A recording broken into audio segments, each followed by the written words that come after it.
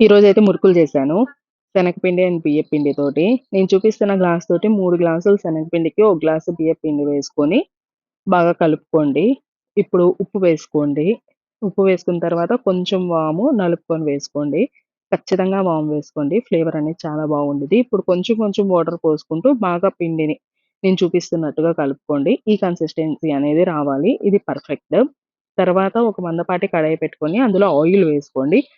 Oil వేసుకున్న తర్వాత ఈ ఇలాగా ఒక ముద్దలాగా చేసుకొని జంతికలు దాంట్లో వేసేసుకొని ఇంకా మనం ప్రెస్ చేసేసుకోవడమే. ఆయిల్ హీట్ అయిన తర్వాత అలాగా బ్యాచెస్‌గా వేసేసుకోండి. చాలా బావుంటాయి. ఇన్‌స్టంట్‌గా అయిపోతాయి. దీంట్లో చాలా టైప్స్ ఉన్నాయండి. అప్‌కమింగ్ వీడియోస్‌లో నేను మీకు చెప్తాను.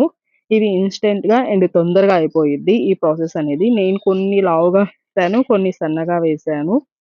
బట్ టేస్ట్ అయితే వేరే లెవెల్ ఉండిద్ది. Perfect snack. అండ్ మార్నింగ్ గానీ, ఈవినింగ్ గానీ, టీ తాగే టైంలో గానీ పర్ఫెక్ట్‌గా ఉండిద్ది ఈ స్నాకు. ఒక్కసారి మీరు కూడా ట్రై చేయండి. చాలా బాగా వస్తాయి. ఇక్కడ మీరు చూస్తున్నారు కదా! ఈ విధంగా. అసలు ఆయిల్ అనేదే పీల్చలేదు. ఎక్కడా కూడా టేస్ట్ అయితే వేరే లెవెల్‌గా ఉండింది.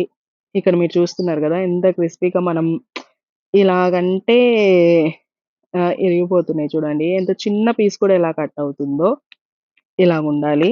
ఒక చిన్న లైక్ చేయండి. ఇలాంటి మరిన్ని వీడియోస్ కోసం ఫాలో ఫర్ మోర్ వీడియోస్.